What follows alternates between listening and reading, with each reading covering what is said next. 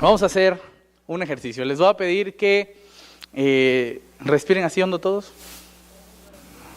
que se relajen, que dejen sus problemas a un lado y que pongan la mayor atención como nunca antes en su vida han puesto atención a ningún otro predicador en la historia de los predicadores.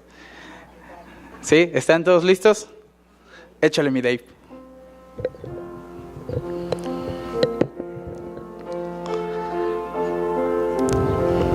Era una mañana, como todas las mañanas. Era una mañana bastante cálida, pero esta era diferente a las demás. Allí en el templo de Jerusalén se preparaban varios comerciantes para iniciar una de las ventas más importantes que iba a haber en toda la semana y muy probablemente en todo el mes, quizá en todo el año. Estaban a punto de celebrar la Pascua. Un señor se paró muy temprano para poder hacer su negocio. Puso todo lo que tenía que poner, pero melancólicamente tuvo que ver a lo lejos que él no se encontraba entre los primeros puestos. Habían algunos puestos dentro del templo, los más privilegiados, los que seguramente iban a vender más. Él, sin embargo, puso todo su empeño para poder tener un excelente negocio. Lo montó y comenzó a vender. Se dio cuenta que la gente prefería llegar a los puestos de adelante, que eran más caros, pero no importaba, eran los legales. Melancólicamente se preguntó, ¿por qué yo no puedo estar allí? Se dio cuenta que había sido porque no tuvo el suficiente dinero para comprar un lugar entre los mejores puestos. No le alcanzó para darle una mordida a los escribas y fariseos y se tuvo que quedar afuera. La venta no iba tan bien, pero por lo menos a él no le iba tan mal como a la señora del puesto de al lado. 3 fariseos, 2 escribas y 4 soldados romanos la tenían apresada como si fuera una delincuente. Los 25 panes que le había costado trabajo hacer se encontraban en el suelo. No es legal, le decían. No puedes vender aquí. Ella reclamaba, pero si adentro están vendiendo, ¿por qué yo no puedo vender acá? Tú no tienes permiso para vender aquí, le decían los romanos. Ella lloraba porque eran los 25 únicos panes que tenía para vender. Sin esos panes, sus hijos, su esposo, toda su familia no iba a poder comer. Mientras los panes estaban tirados, un señor corrió rápidamente y tomó uno de ellos. Se lo metió a escondidas entre sus bolsas y huyó de entre los romanos antes de que lo atraparan. Lo llevó a su casa y sacó el pan enfrente de su hijo que estaba enfermo desde hacía una semana y no podía salir de cama. El niño, sorprendido por ver una pieza de pan completa, le preguntó, papá, ¿qué celebramos? El papá dijo, la Pascua, hijo. ¿Qué es la Pascua?, preguntó el niño. Porque en esos tiempos los niños aprendían de las historias que los padres le contaban, porque los padres todavía contaban historias. La Pascua se propuso dar su mejor discurso para convencer a su hijo. Es nuestro día de independencia. Fue el día en el cual nos liberamos de Egipto. Éramos esclavos, éramos pobres, no teníamos nada que comer, no nos permitían hacer nada, nos tenían esclavizados, decía el padre. Eran días terribles hasta que Dios nos liberó. Esa es la Pascua. A lo que el niño, asombrado, preguntó, ¿eran peores esos días que los de ahora, papá? El señor se quedó asombrado y se dio cuenta que todavía no eran libres. Un señor a lo lejos veía cómo se movía todo el sistema político corrupto e injusto. Se llamaba Jesús. Respiró hondo, se armó de valor y dijo, vamos a cambiarlo. Los 12 amigos que tenía a un lado se preguntaron, ¿cómo vamos a cambiarlo? Y él respondió, con amor, con amor. ¿Cómo puede ser que con amor cambiemos un sistema? Sí, porque amar es dar su vida por otros. Se subió a un pollino y comenzó a avanzar en la avenida principal que daba directamente al templo de Jerusalén. Los 12 amigos lo seguían escoltando. unos muy valientes dispuestos a comenzar la revolución. Estaban seguros que podían cambiar el sistema político. La gente, principalmente los que estaban afuera, se dieron cuenta que alguien venía entrando con una escolta de 12 personas y dijeron: ¿no es ese Jesús? ¿No es aquel Jesús el que hacía milagros? ¿No es Jesús el hijo del carpintero? ¿Pero no es Jesús también el que es del linaje de David? Sí, decían todos. Mucha gente se unió a esa gran revolución y empezó a quitarse los mantos y se los tiraban en el piso. Agarraban palmas de todos lados y las movían y les decían: Hosana, Hosana al Rey que viene en el nombre del Señor, Hosana al Hijo de David. Estaban eufóricos porque sabían que había una esperanza de cambio, porque en algún momento todo ese sistema corrupto iba a desaparecer y no iba a haber pobreza, no iba a haber injusticia, no iba a haber quien te sacara de tus negocios, quien te quitara el pan de la boca. La gente se empezó a unir a ese movimiento y cuenta la historia que mucha gente se unió y dejó que Jesús entrara como rey al templo de Jerusalén. Ahí le llamaron Rey de los Judíos. Todo parecía excelente. Jesús se bajó del pollino, vio las injusticias en los negocios de adentro, tomó esos negocios corruptos y los tiró. Sacó a la gente, sacó a los ladrones y les dijo: esta es casa de oración. Y ustedes la han convertido en cueva de ladrones. Los echó a todos y la gente estaba contenta porque la injusticia se estaba terminando. A lo lejos, varios niños veían a Jesús. Lo veían contentos. Creían que había esperanza. Creían que se podía lograr un cambio. Y muchos de ellos decían: cuando sea grande, quiero ser como Jesús. Hermanos, muchos de esos niños somos nosotros. ¿Y saben qué? Ya estamos grandes. Así que creo que es momento de ser como Jesús. Les voy a pedir que inclinen su rostro y que hagamos una oración. Papá, gracias porque en un momento de la historia enviaste a tu Hijo, no solo para sacarnos del pecado, sino para que al salir del pecado salgamos de la corrupción, salgamos de la mentira, salgamos de la injusticia, salgamos de la pobreza. Porque al salir del pecado salgamos del odio, salgamos del miedo, salgamos, Señor, del rencor que nos tenemos. Para que al salir del pecado salgamos de este mundo que destruimos, Señor. Y que para que al salir del pecado nosotros juntos podamos adorarte y juntos transformar el mundo. Gracias por lo que hiciste por nosotros, Señor. Gracias por ese acto heroico al entrar al templo. Gracias porque nos diste ejemplo de valor, de valentía, porque sabías que te iban a matar. Y aún así decidiste seguir adelante. Gracias, Señor, por todo lo que has hecho. Permítenos ahora hacerlo nosotros. En el nombre de Jesús, amén. Iglesia multifuncional. ¿Qué es una iglesia multifuncional? Y para eso quiero leerles un texto bíblico para hablar del ideal. Vamos a hablar del ideal de esta iglesia multifuncional y tiene mucho que ver con el texto bíblico que acabamos todos de leer. Hechos 2. A partir del versículo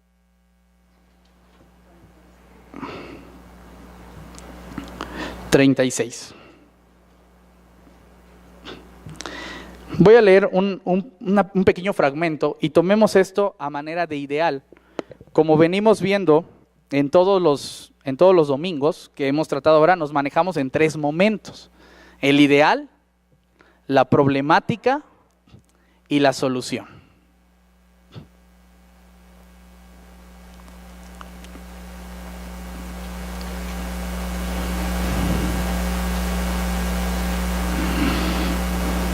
Voy a leer a partir del 42. ¿Sí me escuchan todos hasta allá atrás? ¿Bien? Perfecto. Dice el texto bíblico en el 41. Así que los que recibieron la palabra fueron bautizados y se añadieron aquel día como 3,000 personas. Y perseveraban en la doctrina de los apóstoles, en la comunión unos con otros, en el partimiento del pan y en las oraciones. Voy a continuar. Y sobrevino temor a toda persona, y muchas maravillas y señales eran hechas por los apóstoles. Todos los que habían creído estaban juntos y tenían en común todas las cosas.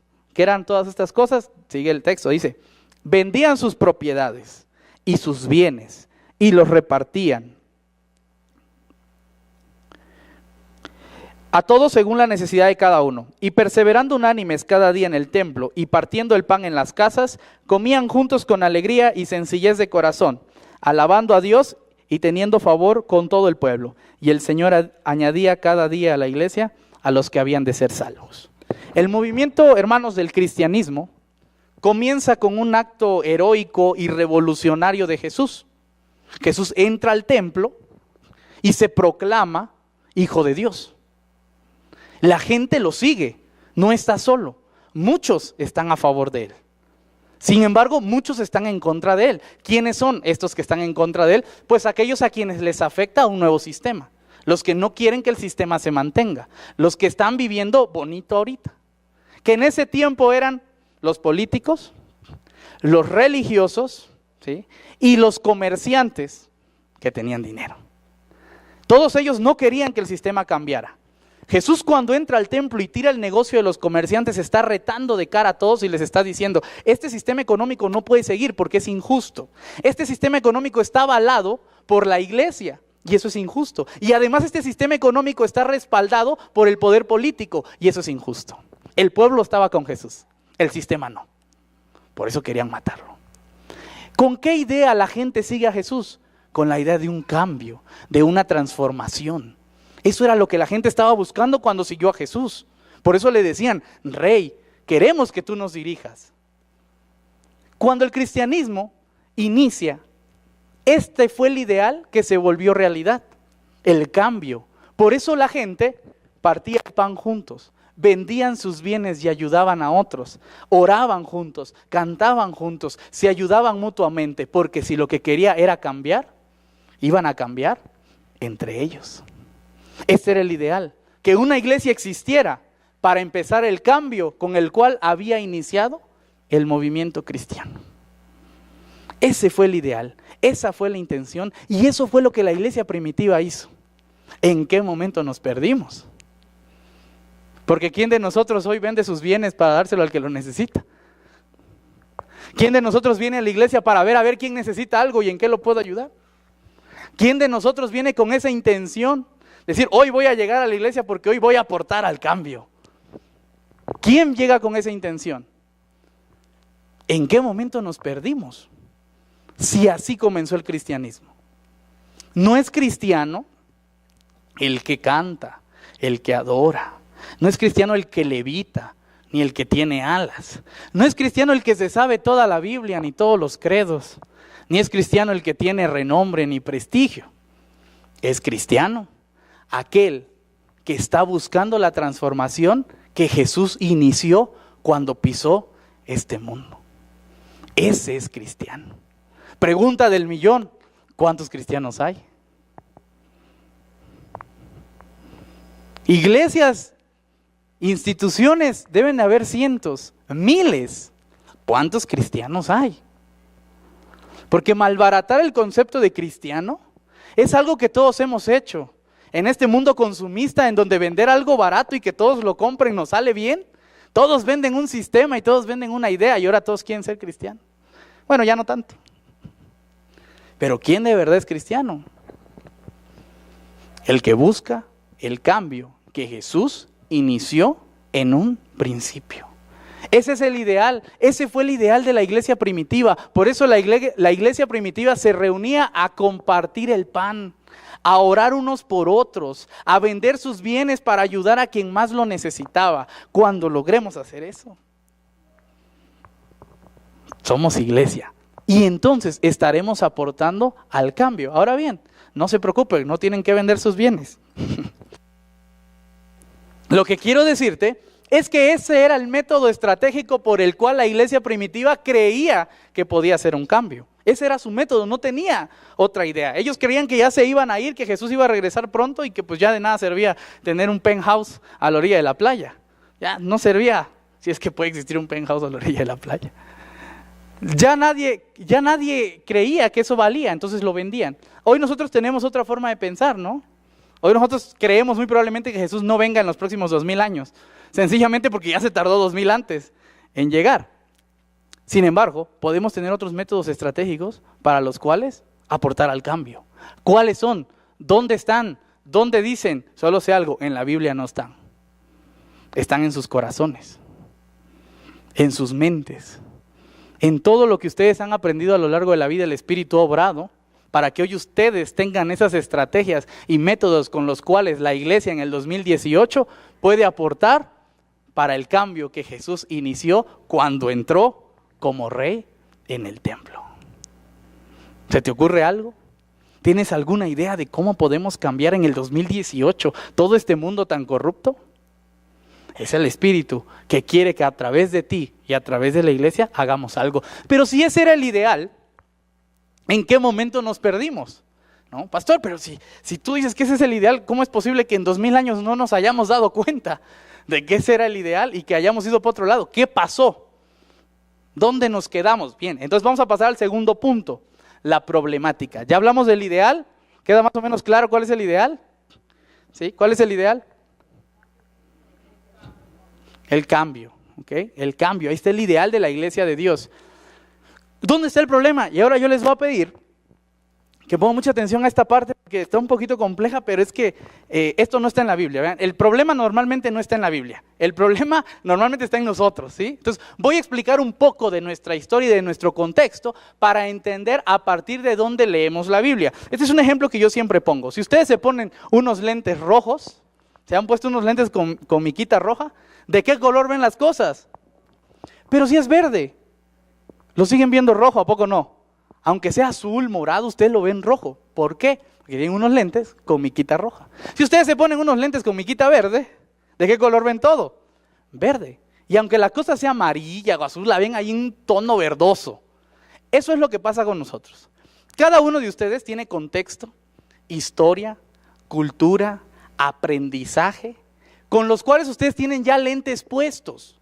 Nadie de nosotros está exento de tener lentes. Así que cuando usted va al texto bíblico y lee la Biblia, lo ve verdosa, amarillenta, rojiza, del color de sus lentes, pero usted la ve desde un sesgo, ¿sí? Nadie la ve así que digan, uy, no, ese sí la ve objetivamente.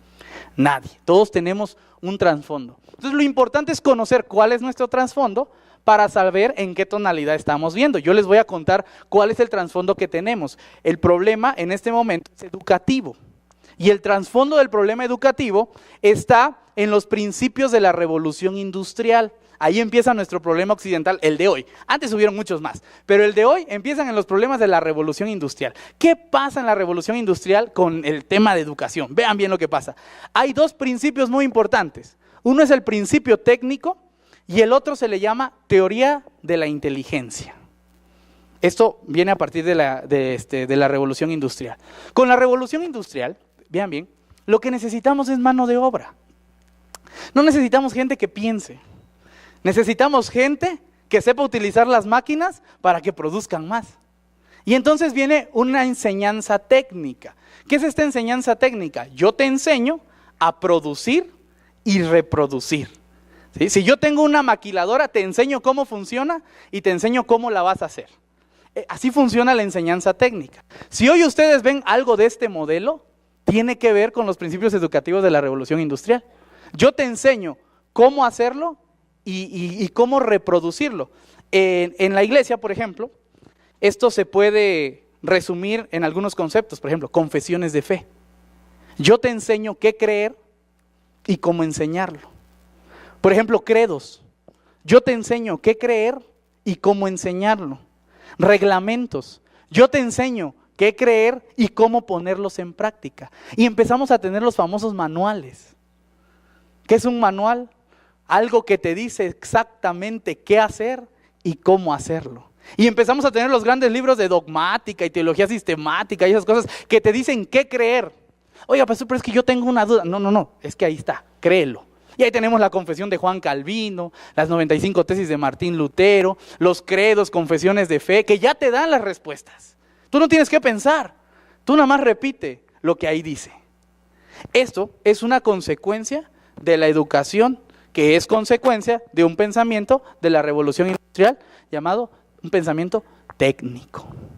Muchas iglesias entonces crecieron con un pensamiento técnico. A mí dime qué decir, dime qué enseñar y dime cómo hacerlo. Y cuando la gente llegaba a otros lugares ya sabía qué decir, ya sabía qué pensar, ya sabía cómo hacerlo. Hasta escuela había de misioneros donde te decían qué tenías que hacer, cómo tenías que hacerlo. Eso pasó hace ya muchos años y todavía seguramente sigue pasando. ¿Queda clara esta parte del pensamiento técnico? Muchas iglesias crecieron en este ambiente. Pero el segundo también es muy relevante. Teoría de la inteligencia. Como consecuencia de la revolución industrial, había una teoría de la inteligencia que decía que la inteligencia solo era una. Y se reducía básicamente a lo que hoy conocemos como la inteligencia lógico-matemático. Era persona inteligente aquella persona que era lógica, que tenía un gran potencial para argumentar lógicamente y construir lógicamente. Esa era una persona inteligente. Y el que no podía era una persona tonta. Muchos niños y muchas personas fueron considerados personas tontas porque sencillamente no tenían una alta capacidad en su razonamiento lógico-matemático. Tú sabes que cuando se mide el IQ, se está midiendo la inteligencia lógico-matemático. ¿Sí? Y entonces se reducía ese pensamiento. Eres inteligente si eres bueno en la lógica, si eres bueno razonando, matemática y lógicamente. Si no, no eres inteligente. Y así se desarrolló este pensamiento. Por eso, muchas iglesias basaban su doctrina y su pensamiento en un pensamiento lógico y razonable. Y memorizaban la teoría lógica y razonable. Era buen cristiano aquel que se sabía toda la Biblia. El que se sabía más versículos, ese era un buen cristiano, ¿a poco no? ¿Por qué? Pues porque sabía más, tenía más información, razonaba de manera lógica, argumentaba bien. Sale la famosa apologética. ¿Alguna vez escucharon ese concepto de apologética? De la defensa de la fe. Eso viene de un trasfondo donde la inteligencia lógica matemática era la más respetada, la única, de hecho.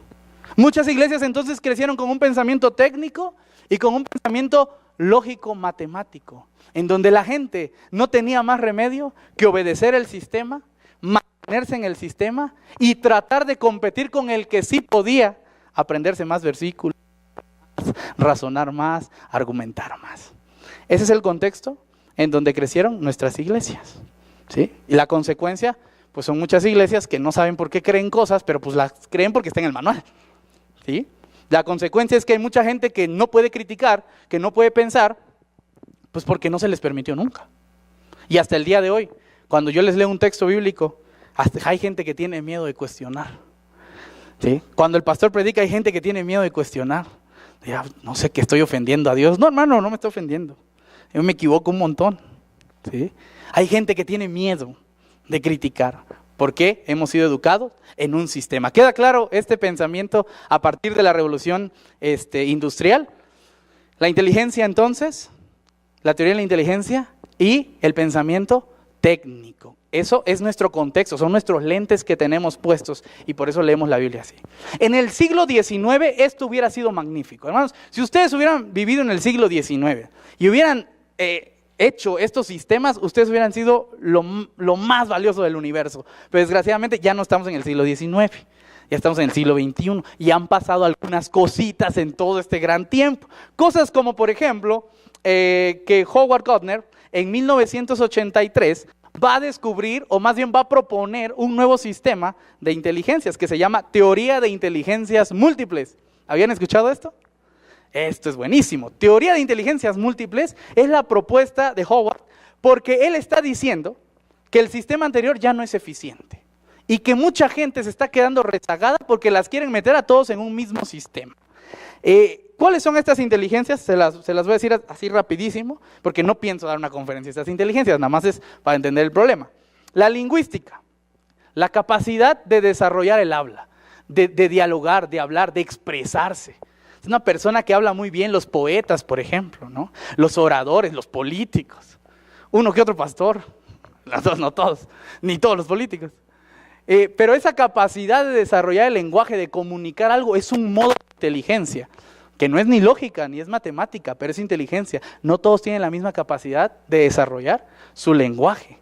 Otra inteligencia es el lógico-matemático, que claro que es una inteligencia. Hay personas que son unos genios para la lógica, que son unos genios para los números, que ellos en cuanto estructuran algo saben cuál es la respuesta correcta. Y eso es una inteligencia diferente. Está la inteligencia corporal, que es aquella que tiene que ver con el físico. Los bailarines, por ejemplo, los atletas, tienen un desarrollo diferente al de la gente común, ¿no? Hay veces Usain Bolt corriendo y dice que hace, hay gente que hace arte con su cuerpo, en la danza y esas cosas. Es una inteligencia diferente. La interpersonal, que tiene que ver con las relaciones entre personas. Cómo yo me relaciono con otras personas.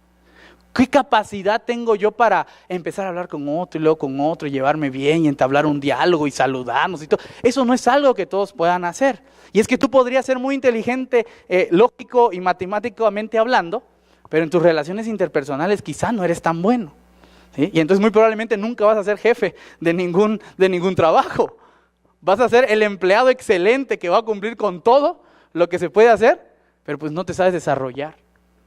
No hay esa parte más desarrollada. Y hay otra inteligencia muy importante, que es la intrapersonal, la intrínseca, la que está en nosotros, la que nos hace conocernos a nosotros mismos. ¿Qué tanto sé yo de mí? No todos tienen la capacidad de autoevaluarse y de saber cómo soy. Hay gente que se idealiza, ¿no? Y dicen, yo soy el Mesías, ¿no? Yo soy como Napoleón, como Aníbal, como Jesús. Y hay gente que también se valora muy poco, ¿no? Yo no soy nada, yo soy un gusano, yo no debía haber existido, ¿no? Cosas así, pasan. Y esa es gente que también tiene no muy desarrollada esta inteligencia de conocerse a sí mismo. Hermanos, cuando entramos a un mundo en donde la inteligencia no es solo de un modo, sino que la gente tiene diferentes inteligencias y seguramente las tiene más desarrolladas de un lado y del otro, no hay personas que sean más inteligentes. Hay personas que tienen inteligencias diferentes. El gran problema es que nuestro sistema educativo, por lo menos en México, sigue pensando que el niño tiene que ser inteligente, lógico y matemáticamente hablando. Pero el problema no es educativo. El problema está en nosotros, que seguimos creyendo eso. Porque cuando un niño saca 6, le decimos, qué tonto eres, que no puedes ser más inteligente. ¡Ey, tranquilo! Quizás su inteligencia no está desarrollada en ese ámbito. Y está desarrollado en otro ámbito. ¿Qué tal y lo pones a desarrollar su inteligencia física, su inteligencia interpersonal? ¿Sí? Esos niños que hablan mucho en clase y a cada rato los andan sacando. ¿Sí los han visto?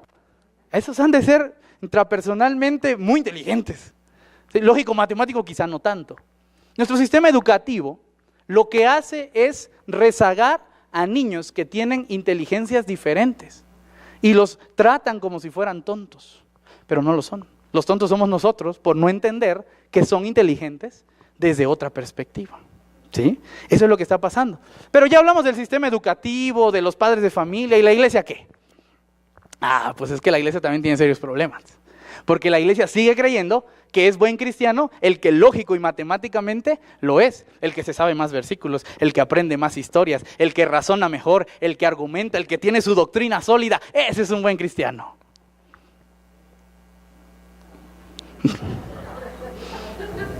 ¿Cómo la ven? ¿Quién es un buen cristiano? Si tenemos diferentes inteligencias. Yo no le puedo pedir a todos que razonen igual, que argumenten igual. Yo no le puedo pedir a todos que se aprendan lo mismo, ni siquiera que crean lo mismo. Porque todos tenemos diferentes inteligencias. ¿Te das cuenta cómo cambia una perspectiva completa a partir de cómo la educación va trascendiendo? Entonces, para ir cerrando este asunto de la problemática, la teoría de inteligencias múltiples se basa ahora en relacionar competencias, ¿sí? En promover competencias. Yo hoy quiero hablar de 3 competencias que me parecen fundamentales, no solo en el sistema educativo ni familiar, sino en el sistema religioso, que es el que a mí me interesa más abarcar. Estas 3 competencias son importantísimas. Una, reflexión crítica. Hermanos, yo no sé si te vas a aprender el texto bíblico, si te vas a acordar de la prédica o no, yo no lo sé, muy probablemente no. ¿Sí? Yo no sé si te acuerdas de las 104 prédicas que he dado antes de llegar a esta, desde el día que llegué aquí. No lo sé, probablemente no. Pero lo que sí me interesa es que empieces a tener una reflexión crítica. Si desde que yo pisé acá hasta el día de hoy, tu reflexión crítica ha aumentado en un 1%, estás aprendiendo. ¿Sí? Pero no me he memorizado nada, pastor, no me acuerdo. No importa, me importa la competencia.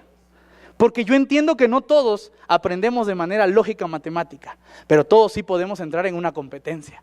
La reflexión crítica. Yo no quiero que te lo creas todo, quiero que lo tomes, que lo reflexiones, que lo mastiques, que lo destroces, y si al final te convence, ve a compartirlo con alguien más. ¿Sí? Esa es una competencia. Segunda competencia, confianza.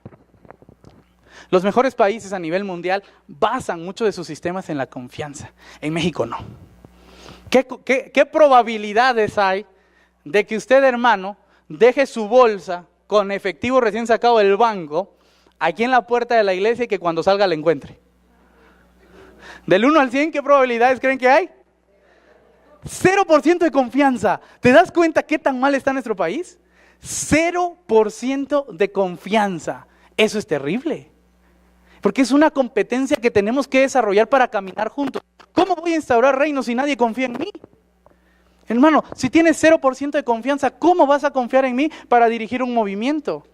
¿Cómo vas a confiar en tu vecino para luchar codo a codo con él? Si fuéramos espartanos, todos estaríamos cubriéndonos cada uno, no estaríamos protegiendo al de al lado, porque no hay confianza.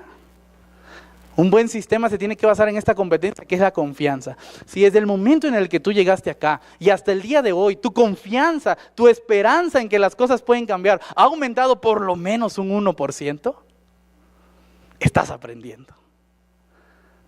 ¿Por qué? Porque la competencia es lo que nos interesa. 3, colaboración. Esta es otra competencia muy importante. Usted no puede hacer nada solo. Usted necesita de alguien más para hacerlo. Usted no puede ser cristiano solo. Usted necesita de alguien más para hacerlo. No podemos cambiar el mundo solos. Necesitamos de alguien más para hacerlo. Y aquí estamos todos juntos. Si desde el momento en el que tú llegaste hasta acá, tu confianza en la colaboración y tu trabajo en equipo ha crecido un 1%, estás aprendiendo. Porque lo que nos importan en todas estas prédicas no son los conceptos, no son la teoría, no son todos esos conocimientos, porque el conocimiento envanece, pero el amor ¿qué? Edifica. Nosotros estamos apuntándole a las competencias. Hermano, ¿qué queremos en esta iglesia? Que desarrollemos juntos la reflexión crítica, la confianza y la colaboración. Cuando una iglesia enseña para reproducir, está manteniendo un sistema, no está manteniendo el reino de Dios. La iglesia del pacto, queremos que mantenga el reino de Dios. Y no solo que lo mantenga, que lo haga crecer. Ahí estuvo nuestro gran problema. Por eso nos rezagamos por muchos años. Reproducimos, enseñamos, obligamos, sometimos, conquistamos a otros. Pero no les enseñamos a ser cristianos. ¿Te das cuenta lo que nos ha pasado? Ahí estuvo donde nos detuvimos y por eso nos ha dolido tanto. Por eso muchas iglesias hoy basan su pensamiento en 2 conceptos, doctrina y moral. Escuchaste que fue dicho, tengan una sana doctrina y una buena moral, mas yo os digo, reflexionen críticamente, tengan confianza en ustedes y trabajen en equipo. Y en la medida en la que ustedes vean eso, van a tener una buena iglesia. Se van a dar cuenta de esto. Ese es el problema. Vamos a la solución, ¿les parece? Y vamos terminando con este momento, así que voy a volver a leer este texto de Hechos, que dice así: y sobrevino temor a toda persona, y muchas maravillas y señales eran hechas por los apóstoles. Todos los que habían creído estaban ¿cómo? Juntos, dice. Estaban juntos y tenían en común todas las cosas. Vendían sus propiedades y sus bienes y lo repartían a todos según la necesidad de cada uno, y perseverando unánime cada día en el templo y partiendo el pan en las casas, comían juntos con alegría y sencillez de corazón, alabando a Dios y teniendo favor con todo el pueblo. Y el Señor añadía cada día a la iglesia a los que habían de ser salvos. ¿Cómo va a crecer la iglesia? ¿Cómo ha crecido El Dorado? ¿Cómo va a seguir creciendo? ¿Cómo vamos a hacer el reino de Dios?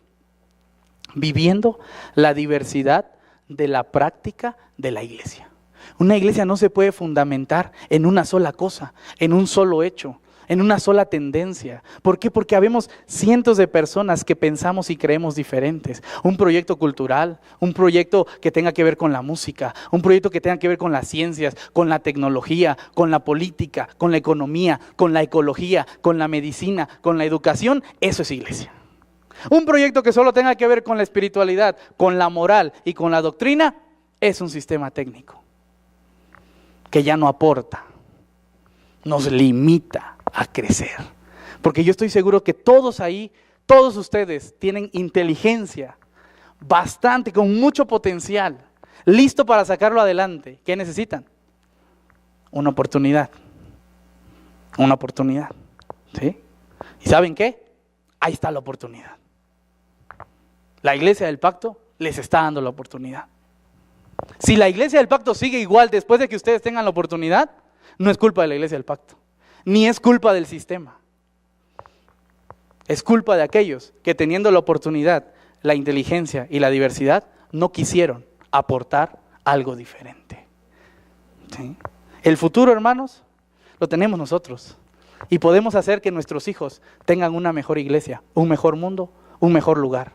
Y que Dios nos respalde en todo lo que hacemos. Y yo espero de todo corazón que nosotros, como Jesús, lo logremos, hermanos. Porque ya somos grandes y es momento de ser como Jesús. Que Dios les bendiga, hermanos.